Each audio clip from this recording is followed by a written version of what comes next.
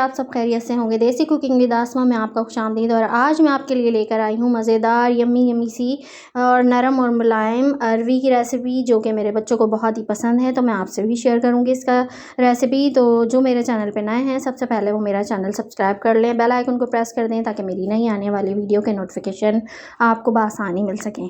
तो अब हम अपनी रेसिपी की तरफ चलते हैं। बिस्मिल्लाहिर्रहमानिर्रहीम। मैंने 1.5 पाव अरवी ली है, क्योंकि आजकल अरवी का सीज़न है तो बहुत अच्छी अरवी आ रही है। तो मैंने ये 1.5 पाव ले ली है। तो आप देख कर ले लीजिएगा। पतली पतली होनी चाहिए, बहुत ज़्यादा मोटी मोटी गांठें सी नहीं होनी चाहिए। तो ये देख कर लेनी पड़ेगी आपको। 2 मीडियम साइज़ की प्याज ली है मैंने, 2 हरी मिर्चें ली हैं और थोड़ा सा अदरक का टुकड़ा और 5-6 जवे लहसुन के लिए। तो इसका मैं पेस्ट बनाऊँगी ग्रेवी के लिए। तो अब अरवी का छीलने का जो तरीका है वो मैं आपको बता दूँ।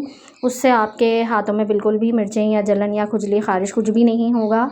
तो आप सबसे पहले सिंपल जो अरवी होती हैं उनको आप छील लें। तो अगर आप मेरे तरीके से छीलेंगे तो आपको बिल्कुल भी मिर्चें नहीं लगेंगी, कोई खुजली वगैरह कुछ नहीं होगी। तो आप इसको छील लें, क्योंकि बेसिकली जो खुजली वाला वो होता है ना, वो अंदर जो इसके चेप होता है उसकी वजह से, जो इसके अंदर एक लुआब सा होता है उसकी वजह से खुजली लगती है। तो ये जो ऊपर का छिलका है ये हम बआसानी उतार लेंगे पूरा, और फिर हम इसको अच्छे तरीके से रगड़ के वॉश कर लेंगे।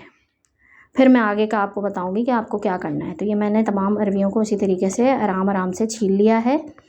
और आपके सामने मैंने हाथों में कोई ग्लव्स वगैरह नहीं पहने हैं, और मैंने इसी तरीके से तमाम अरवियों को छीला है और मुझे कोई भी खुजली ख़ारिश नहीं हुई।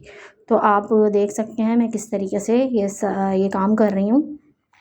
और ये हमारी अरवी जो है बहुत ही मज़ेदार बनकर तैयार होगी। तो ये मैंने तमाम अरवियों को छील लिया है। अब मैं इसी जो जाली की छन्नी है इसमें डाल के अच्छे तरीके से पानी से 2-3 पानी से इसको मैं अच्छे तरीके से धो लूँगी। तो हमें इनको बीच में से काटने से पहले ही धोना है, वॉश करना है।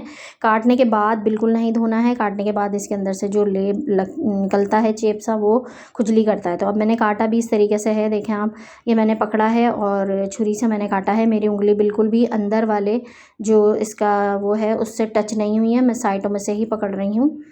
और इसी तरीके से आपको करना है। छुरी को भी आपको जहाँ से आपने काटा है वहाँ से आपको नहीं छूना है। तो बस मैंने ऊपर से एक अंगूठा रखा है, नीचे से हाथ रखा है, और बीच में से मैंने छुरी से इसके 2 हिस्से कर लिए हैं। और जो अगर ज़्यादा मोटी अरवी है उसके आप 4 पीस कर लें, और अंदर का जो इसका पार्ट है उसको आप बिल्कुल टच नहीं करेंगे। तो बस ये मैंने अरवियों को धो के छील के आराम से ये साफ़ सुथरी हो गई हैं, मैंने काट करके रख लिया है। तो अब मैं इन मसाले का पेस्ट बना लूँगी। बाकी अब मैंने ऑयल लिया है इसमें 1/4 कप मैंने ऑयल लिया है, हाफ़ कप से कम। तो अब ऑयल को हम थोड़ा सा गर्म करेंगे और इसमें मैंने 3 जवे लहसुन के बारीक चॉप करके वो ऐड कर दिए हैं। छोटे छोटे जवे थे, तो लहसुन मैंने पेस्ट में भी इसकी ग्रेवी में भी डाला है, लहसुन अदरक। तो इसमें मैंने थोड़ा सा ही डाला है। अच्छा, कड़ी पत्ता मैंने 4 से 5 लिए हैं। कड़ी पत्ता बच्चों को बिल्कुल पसंद नहीं इनका फ्लेवर, लेकिन मैं फ़ायदा होता है इसलिए मैं इसको डाल देती हूँ थोड़ा सा। ये मैंने डाल दिया है। इसमें ज़ीरा डाल दिया है भगार के लिए। ज़ीरा, कड़ी पत्ता और लहसुन का मैंने भगार दिया है। अब हम इसमें जो अरवी हमने काट के रखी थी वो डालेंगे। थोड़ा सा हम इसको चला लेंगे, थोड़ा सा लाइट ब्राउन हो जाए तो अब हम इसमें अरवी डाल के अच्छे से फ्राई करेंगे। अरवी को हमें हल्का सा गोल्डन करना है। तो ये मेरे घर की रेसिपी है जो मैं हमेशा से इसी तरीके से अरवी बनाती हूँ। तो ये आप ज़रूर ट्राई कीजिएगा, बड़ी मज़े की बनकर तैयार होती हैं। इसका शोरबा वगैरह बहुत मज़ेदार होता है इसका। तो बस ये हमने गोल्डन होने तक फ्राई करना है अरवियों को। अब मैंने जो मसाला पीसा था, प्याज, लहसुन और अदरक और हरी मिर्च का पेस्ट बना लिया था, वो मैंने इसमें ऐड कर दिया है। और अब हम इसमें सूखे मसाले भी ऐड करेंगे, और तमाम मसालों में हमें इसको अरवी को अच्छे तरीके से भूनना है। तो अब इसमें पानी भी मैंने प्याज का साफ़ करके वो इसमें डाल दिया है। अब इसके अंदर मैंने 1.5 टीस्पून पिसी लाल मिर्च ली है। आप 1 टीस्पून भी डाल सकते हैं अपने टेस्ट के अकॉर्डिंग। और 1 टीस्पून मैंने इसमें नमक, और हाफ़ टीस्पून हल्दी, और 1.5 टीस्पून मैंने इसमें सूखा धनिया यानी कि पिसा धनिया डाल दिया है। तो बस अब हम इन मसालों में अच्छे तरीके से अरवी को ऑयल सेपरेट होने तक भून लेंगे, और इसी में हम हल्की आंच पर ढककर पकाएंगे ताकि अरवी गल भी जाए और ये भुन भी जाए। और दही हम बाद में ऐड करेंगे थोड़ा सा इसका गलने के बाद।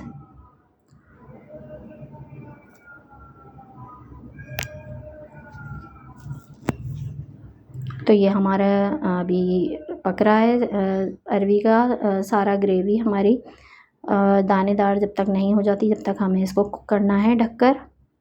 तो अब हम ये लो फ्लेम पर 5 से 10 मिनट इसको पकाएंगे। अरवी भी नरम हो जाएगी और सालन भी हमारा ग्रेवी जो है वो थोड़ी सी गाढ़ी हो जाएगी और ऑयल सेपरेट हो चुका है। ये देखें अब हमने पका लिया है 5 से 10 मिनट और अरवी भी हम चेक कर लेते हैं। तो फिर इस पॉइंट पे हम आगे का प्रोसेस करेंगे।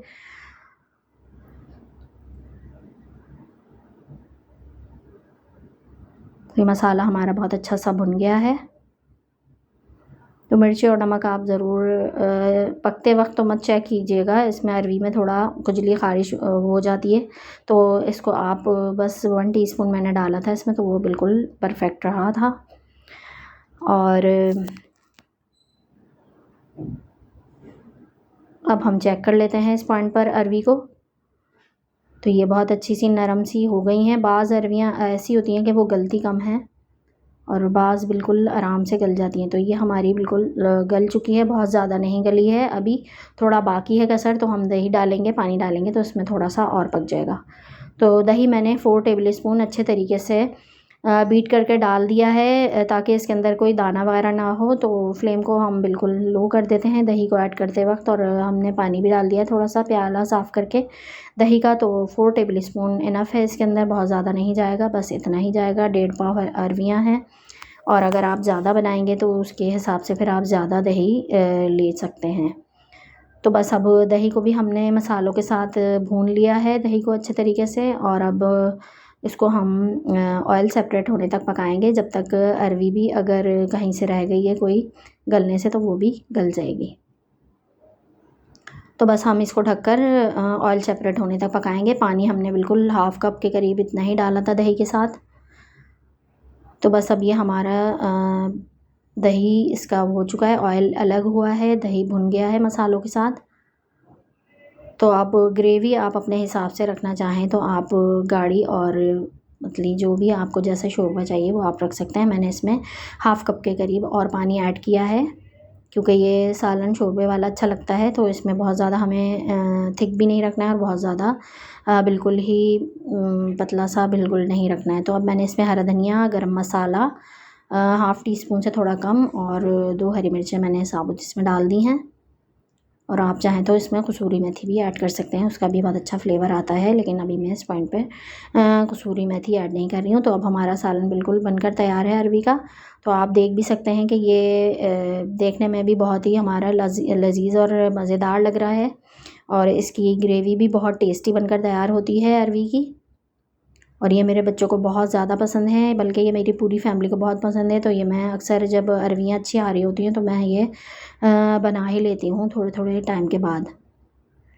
तो ये गोश्त में भी बहुत मज़ेदार लगती हैं। तो अरवी आप चेक कर सकते हैं बिल्कुल गल चुकी है। उम्मीद है कि आपको मेरी ये रेसिपी पसंद आई होगी। दुआओं में याद रखिएगा, अपना बहुत सा ख्याल रखिएगा। मिलते हैं किसी अच्छी सी नेक्स्ट रेसिपी के साथ, जब तक के लिए अल्लाह हाफ़िज़।